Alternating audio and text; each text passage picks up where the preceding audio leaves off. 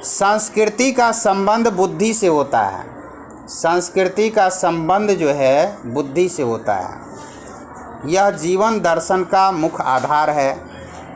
किसी भी जगह का जीवन दर्शन अगर हम करते हैं तो वहाँ की संस्कृति से हमें वहाँ का जीवन दर्शन हो जाता है।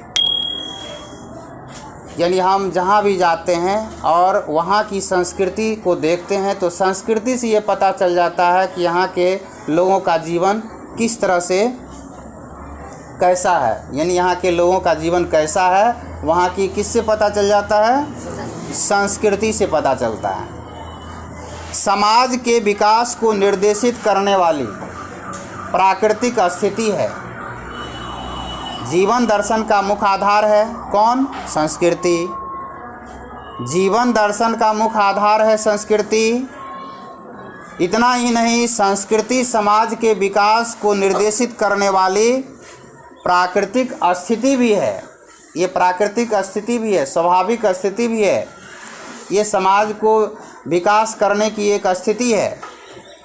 यह एक भावात्मक तत्व है।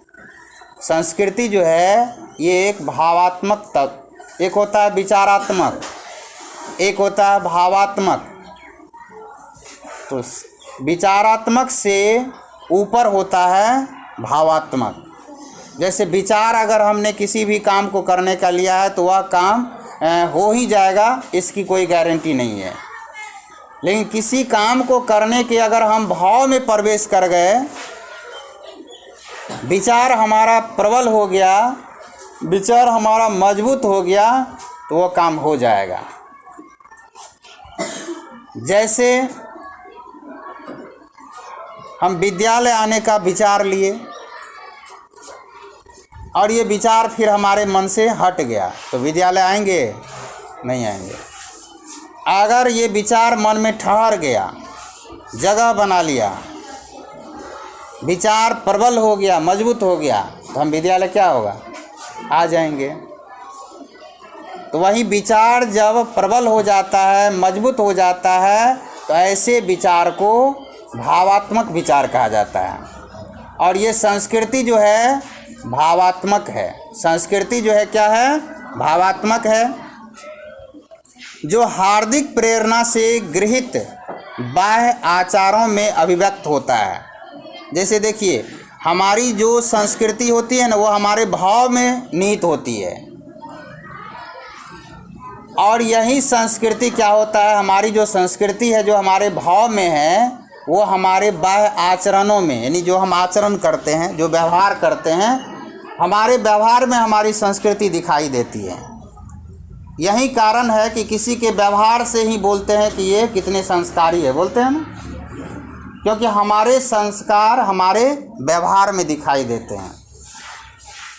यानी व्यवहार से संस्कार का पता चलता है और संस्कार से आपके व्यवहार का, यानी अंदर में आपके भाव में जैसी संस्कृति निहित है, जैसी संस्कृति का समावेश है, जैसे संस्कार आपको अपने घर में आपके माता पिता, आपके बड़े लोग डाले हैं, या आप अपने परिवार से जो संस्कार ले पाए हैं, या आप अपने विद्यालय से जो भी संस्कार अर्जित किए हैं वो आपके व्यवहार में भी दिखेगा। और कभी कभी होता क्या है कि आपके व्यवहार को लोग देखकर पूछते हैं कि ये बच्चा किस स्कूल में है, यानी कि आप अब किस स्कूल में पढ़ते हो,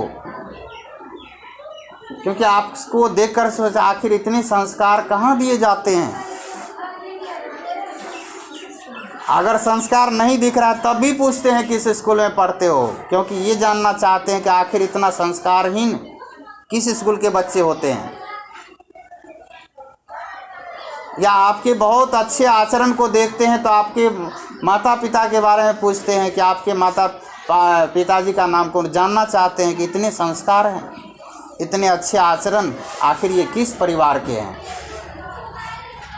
इसका मतलब है कि अगर हमारे भाव में जैसा संस्कार होगा, जैसी संस्कृति होगा, वो हमारे आचरण में दिख ही जाएगा, वो बाहर एक दिन आ ही जाता है। इसीलिए कह रहा कि हृदय की प्रेरणा से वो क्या होता है? बाहर आ जाते हैं। यानी कि जो आपकी जो संस्कृति है आपके भीतर में, वह आपके हृदय की प्रेरणा से आपके आचरण में दिखाई देती है। संस्कृति को व्यक्त और अव्यक्त अथवा आंतरिक एवं बाह्य दो रूपों में देखा जा सकता है। संस्कृति कभी व्यक्त भी होती है, कभी व्यक्त नहीं भी होती है। कभी ये संस्कृति आंतरिक हो सकती है, कभी ये संस्कृति बाह्य हो सकती है। व्यक्त संस्कृतियों में रीतियों, प्रथाओं, आचारों, कलाओं और विभिन्न प्रकार के शिल्प तथ्यों को समाहित किया जाता है। ये व्यक्त जो है संस्कृति है। जैसे रीति रिवाज, जैसे हर नेत समाज की ये रीति रिवाज है, तो रीति रिवाज, प्रथा, बहुत ऐसी प्रथा समाज में चलती है, जैसे बाल विवाह, दहेज प्रथा, पुराने ज़माने में जैसे सती प्रथा, बहुत सारी प्रथाएं हैं। आचार का मतलब होता है व्यवहार, और कलाओं यानी विभिन्न प्रकार की जो कला लोगों के पास होती है और विभिन्न प्रकार के चीज़ों का, वस्तुओं का निर्माण करने का जो गुण होता है, ये सब समाहित है व्यक्त संस्कृति में। ये सब देख करके वहाँ की संस्कृति प्रदर्शित होती है। आप इतिहास पढ़ेंगे तो इतिहास में देखेंगे किसी भी संस्कृति को जब इतिहासकार जब उद्घाटित करते हैं, उस संस्कृति का उल्लेख करते हैं, तो देखिएगा वहाँ के ये इन सारी चीज़ों का उल्लेख करेंगे कि वहाँ की कलाकृतियाँ कैसी थी, वहाँ के शिल्पकार क्या क्या बनाते थे, वहाँ किन किन कौन सी प्रथाएं थी, वहाँ के लोगों का आचरण कैसा था, ये सब का उल्लेख करते हैं, ताकि पढ़ने वाले को वहाँ के लोगों की संस्कृति का पता चले कि वहाँ के लोगों की संस्कृति कैसी थी। इसीलिए इसको कहा जाता है व्यक्त संस्कृति। अब देखिए, अव्यक्त संस्कृति इन रूपों में मूर्त होने वाले, मूर्त का मतलब होता है साकार होना, दिखना, मूल्यों और प्रयोजनों का समाहार होता है। जैसे अव्यक्त संस्कृति, जो संस्कृति की व्यक्त ही नहीं होता है। जैसे बहुत ऐसे गुण है हम सबों के भीतर कि आप उस गुण को व्यक्त नहीं करो, छिपा के रख सकते हैं, आपके उस गुण का प्रकट नहीं हो पाता है, यानी उस गुण को आप दिखा नहीं पाते हैं, व्यक्त नहीं कर पाते हैं, वो दिखता ही नहीं है, वो छिपा हुआ गुण है। इसीलिए तो उसको अव्यक्त संस्कृति कहा जाता है। आपकी वो संस्कृति बाहर नहीं हो पा रही है, दिख नहीं पा रही है, छिपी हुई संस्कृति है वो। और वो मूर्त होने वाले मूल्यों और प्रयोजनों का समाहार है। संस्कृति मनुष्य के विकासात्मक जीवन यापन की रीति का नाम है। संस्कृति जो है मनुष्य के विकासात्मक जीवन यापन की रीति का नाम है। यानी संस्कृति का अर्थ ये होता है कि मनुष्य जो अपने जीवन यापन करने के लिए जो भी तरीका अपनाते हैं, संस्कृति बनता कैसे है, वो हम और आप से ही बनता है। और हम और आप यानी मनुष्य अपनी जीवन जीविका को चलाने के लिए जो भी व्यवहार करते हैं वही संस्कृति है।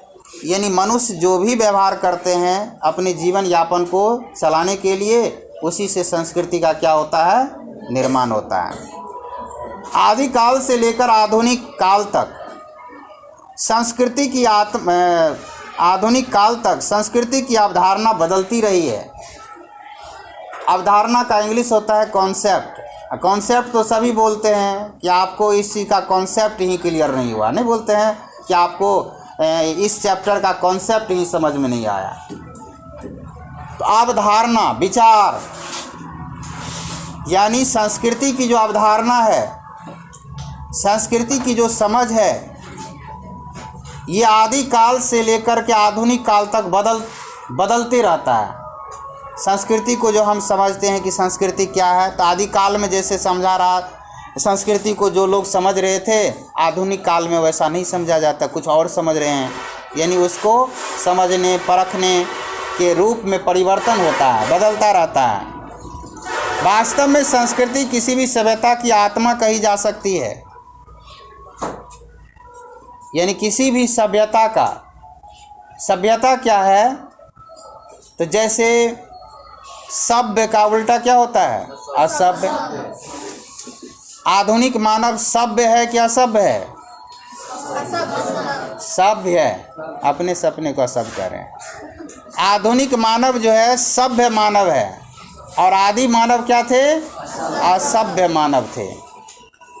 आधुनिक मानव वस्त्र पहनते हैं और आदि मानव नंगे रहते थे, तो कौन असभ्य हुआ?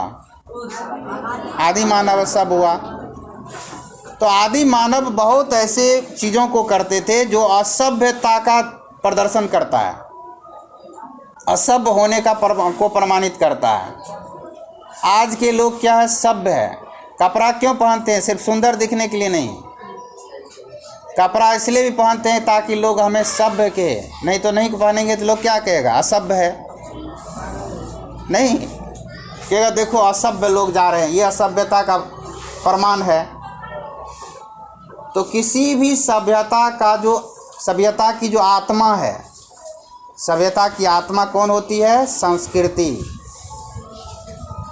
ये समझ लीजिए कि सभ्यता शरीर है और आत्मा क्या है? संस्कृति है। सभ्यता शरीर है तो संस्कृति क्या है? आत्मा है। तो बिना संस्कृति का, बिना आत्मा का शरीर का कोई वजूद है? बिना आत्मा का शरीर रह सकता है? यानी बिना आत्मा का शरीर का कोई अस्तित्व है ही नहीं। उसी प्रकार बिना संस्कृति के सभ्यता का कोई अस्तित्व नहीं है। सभ्यता का कोई अस्तित्व ही नहीं है, सभ्यता का निर्माण हो ही नहीं सकता है।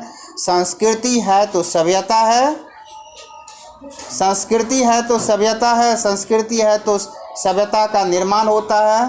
संस्कृति नहीं तो सभ्यता का कोई वजूद नहीं है,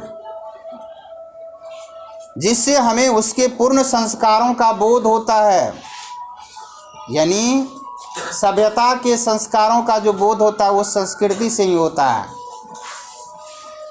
तो इस प्रकार से यहाँ पर इस अनुच्छेद के माध्यम से सभ्यता, संस्कृति और संस्कृति का संबंध किससे है? बुद्धि से। बुद्धि से इसलिए संबंध इसको कहा गया है कि हमारी संस्कृति का निर्माण ही हुआ है बुद्धि से। जैसे जैसे मनुष्य का बुद्धि विकसित होता गया, मनुष्य उतने ही सभ्य होते गए, मनुष्य में उतने संस्कार आते गए। जितने आदि मानव थे, आदि मानव में बुद्धि नहीं हुआ करता था, जिसके कारण से उसमें संस्कार नहीं होता था, और संस्कार नहीं होता था तो असभ्य होते थे। आधुनिक मानव यानी जैसे जैसे उसमें बुद्धि आता गया तो संस्कार आता गया, संस्कार आता गया तो सभ्य बनते गए। इसीलिए कहा गया है कि संस्कृति का संबंध किससे है? बुद्धि से है। संस्कृति का संबंध बुद्धि से होता है। संस्कृति का संबंध जो है बुद्धि से होता है। यह जीवन दर्शन का मुख्य आधार है। किसी भी जगह का जीवन दर्शन अगर हम करते हैं तो वहाँ की संस्कृति से हमें वहाँ का जीवन दर्शन हो जाता है। यानी हम जहाँ भी जाते हैं और वहाँ की संस्कृति को देखते हैं तो संस्कृति से ये पता चल जाता है कि यहाँ के लोगों का जीवन किस तरह से कैसा है। यानी यहाँ के लोगों का जीवन कैसा है, वहाँ की किससे पता चल जाता है? संस्कृति से पता चलता है। समाज के विकास को निर्देशित करने वाली प्राकृतिक स्थिति है। जीवन दर्शन का मुख्य आधार है कौन? संस्कृति। जीवन दर्शन का मुख्य आधार है संस्कृति। इतना ही नहीं, संस्कृति समाज के विकास को निर्देशित करने वाली प्राकृतिक स्थिति भी है। ये प्राकृतिक स्थिति भी है, स्वाभाविक स्थिति भी है। ये समाज को विकास करने की एक स्थिति है। यह एक भावात्मक तत्व है। संस्कृति जो है ये एक भावात्मक तत्व, एक होता है विचारात्मक, एक होता है भावात्मक। तो विचारात्मक से ऊपर होता है भावात्मक। जैसे विचार अगर हमने किसी भी काम को करने का लिया है तो वह काम हो ही जाएगा, इसकी कोई गारंटी नहीं है। लेकिन किसी काम को करने के अगर हम भाव में प्रवेश कर गए, विचार हमारा प्रबल हो गया, विचार हमारा मजबूत हो गया तो वो काम हो जाएगा। जैसे हम विद्यालय आने का विचार लिए और ये विचार फिर हमारे मन से हट गया तो विद्यालय आएंगे? नहीं आएंगे। अगर ये विचार मन में ठहर गया, जगह बना लिया, विचार प्रबल हो गया, मजबूत हो गया, तो हम विद्यालय क्या होगा? आ जाएंगे। तो वही विचार जब प्रबल हो जाता है, मजबूत हो जाता है, तो ऐसे विचार को भावात्मक विचार कहा जाता है। और ये संस्कृति जो है भावात्मक है। संस्कृति जो है क्या है? भावात्मक है, जो हार्दिक प्रेरणा से गृहीत बाह्य आचारों में अभिव्यक्त होता है। जैसे देखिए, हमारी जो संस्कृति होती है ना, वो हमारे भाव में निहित होती है। और यही संस्कृति क्या होता है? हमारी जो संस्कृति है, जो हमारे भाव में है, वो हमारे बाह्य आचरणों में, यानी जो हम आचरण करते हैं, जो व्यवहार करते हैं, हमारे व्यवहार में हमारी संस्कृति दिखाई देती है। यही कारण है कि किसी के व्यवहार से ही बोलते हैं कि ये कितने संस्कारी है, बोलते हैं ना, क्योंकि हमारे संस्कार हमारे व्यवहार में दिखाई देते हैं।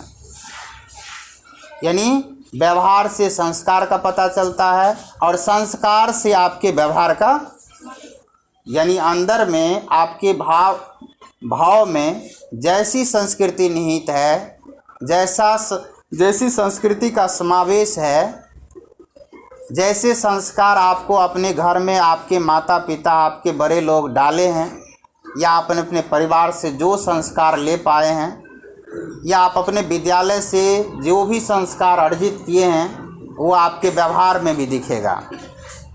और कभी कभी होता क्या है कि आपके व्यवहार को लोग देखकर पूछते हैं कि ये बच्चा किस स्कूल में है, यानी कि आप अब किस स्कूल में पढ़ते हो, क्योंकि आपको देखकर सोचा आखिर इतने संस्कार कहाँ दिए जाते हैं।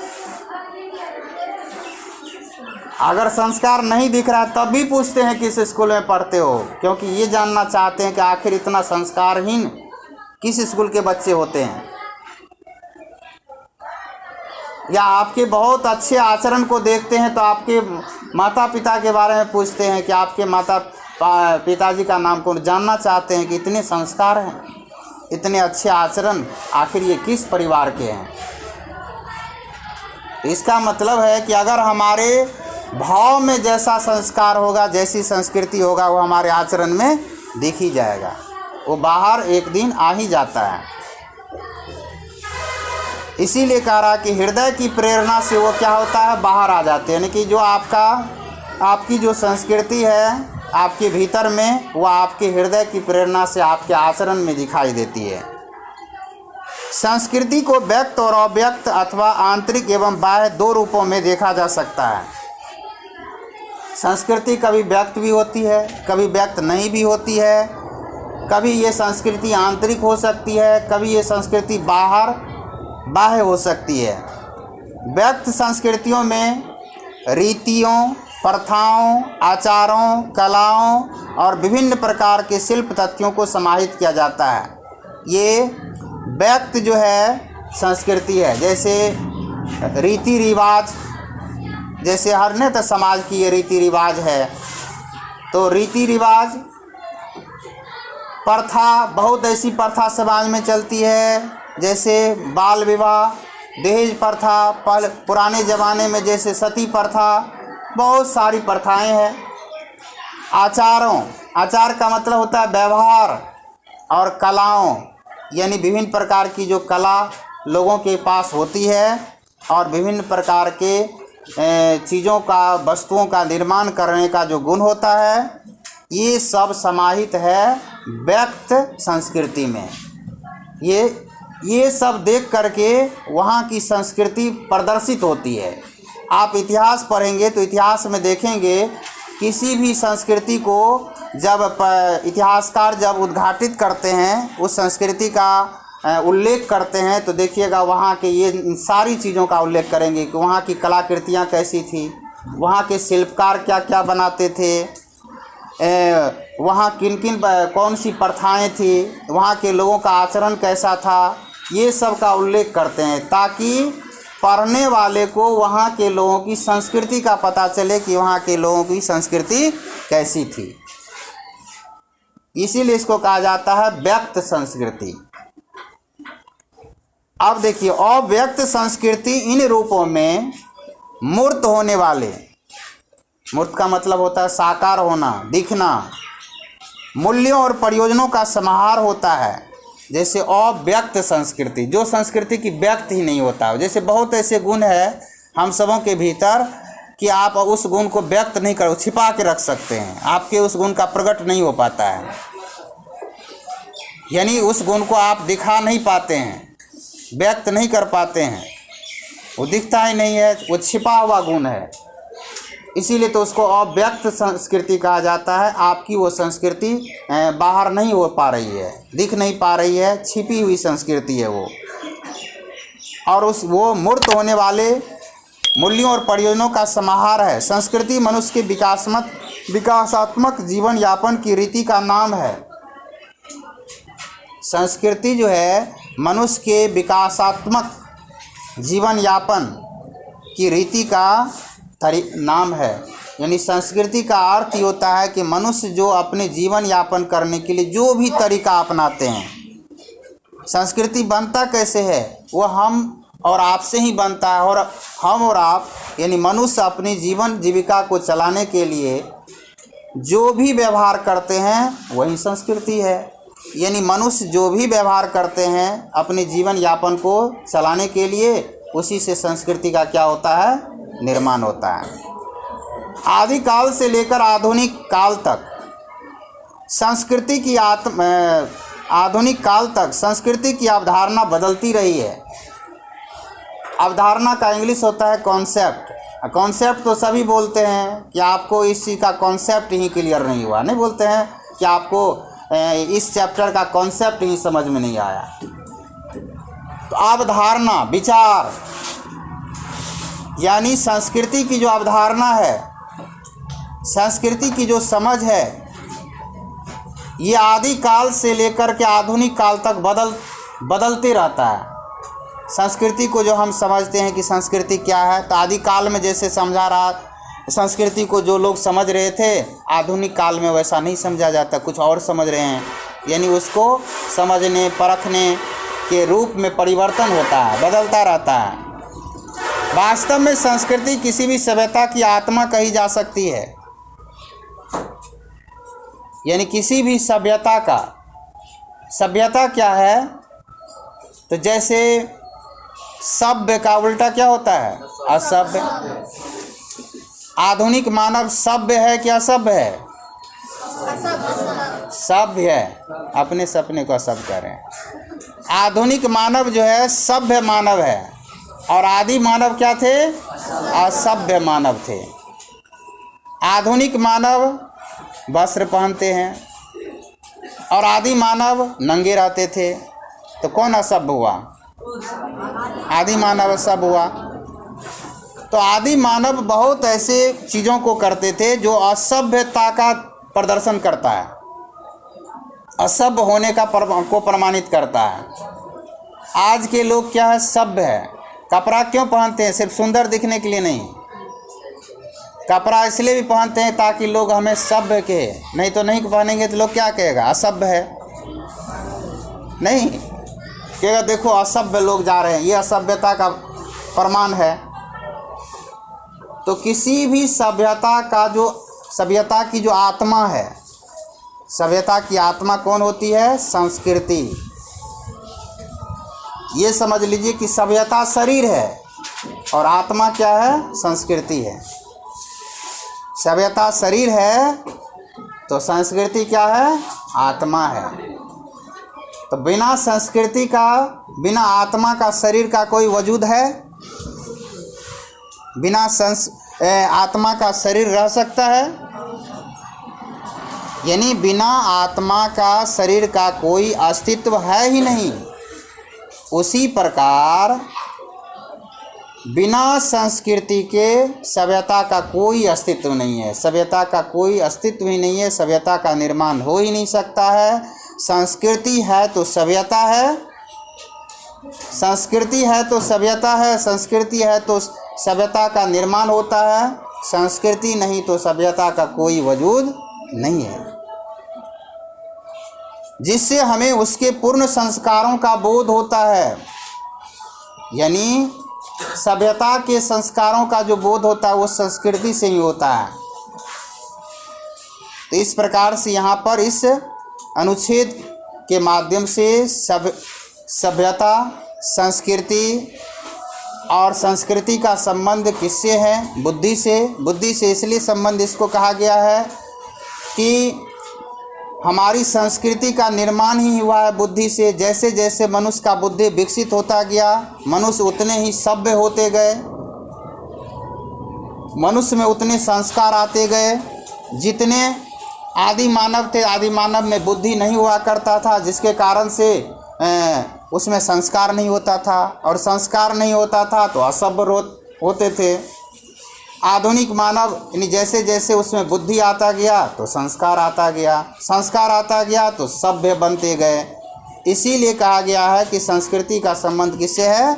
बुद्धि से है। संस्कृति का संबंध बुद्धि से होता है।